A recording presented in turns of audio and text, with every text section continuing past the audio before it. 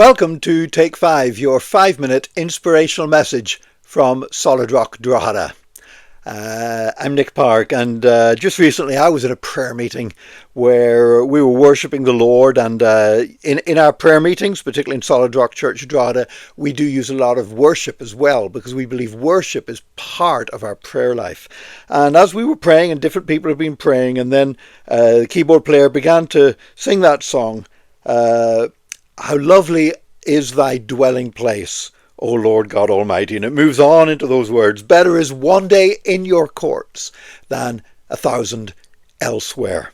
And these words are actually taken from Psalm 84. Now that version of that worship chorus we were singing, it's not the first worship chorus that has used those words. And in fact, there's also been a very famous piece of classical music by the composer Brahms, who wrote his German Requiem, which is a choral orchestral piece that's been performed by some of the most famous orchestras in the world. And it has that same words. They're sung, how lovely is thy dwelling place, O Lord God Almighty. My soul yearns, even faints, for the courts of the Lord. Now, this was written by the sons of Korah, which we've talked about the sons of Korah in some of our Take Fives before.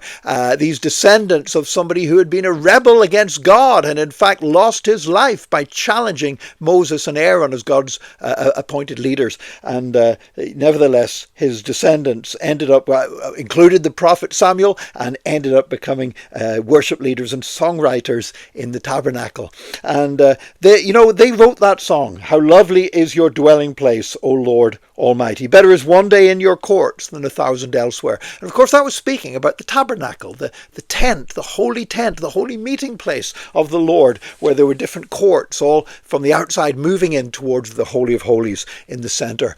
And later on under Solomon, the temple was built. And again, it was you went and you travelled through the courts. There was the court of the Gentiles, the court of the women, and then you went further. There's more sacrifices and everything else. And right in the centre of the Holy of Holies that only the high priest can enter, and that only once a year on the Day of Atonement. But it was expressing people's love for God's house, love for the tabernacle, love for the temple, and the desire to go in and press in and experience the presence of God in that place. And later on, whenever, at first, of course, with the tabernacle in the wilderness, the tabernacle in the early days, moving into the promised land, the people actually all lived right beside the tabernacle. The tabernacle was right at the center of the camp of the Israelites.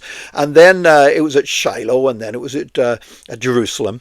And then the temple was built in Jerusalem, and sometimes Israelites were living quite a far way off, and they would only come in several times a year for the major feasts, and they would sing this psalm because they were so full of excitement to come into the presence of God. Now here's the wonderful thing. Today, we can still sing that psalm, and we can still sing how lovely is thy dwelling place, O Lord God Almighty. We can still say better is one day in your courts than 1,000 elsewhere. But it's not talking about a tent. It's not talking about a building. It's not talking about our church building. It's talking about the temple, the living temple, which is the people of God. And the wonderful thing is now, you can enter into God's holy place. You can enter into his house, his dwelling place, his courts, not just by going to a church building, but by meeting with other Christians, by meeting them for a cup of coffee, by just stopping and praying together for a moment in the street. And when you do that, you're entering into the very dwelling place of God. And I would encourage you today, you can even enter into the temple and enter into the courts of the Lord by simply ringing up another believer by telephone and praying with them over the phone. You're actually entering into God's dwelling place when you do that. Don't spend today isolated from other Christians, but make a point of in some way fellowshipping with other believers, and better is one day in his courts than 1,000 elsewhere. God bless you today. Join us again tomorrow for another Take 5, your 5-minute inspirational message from Solid Rock, Drogheda.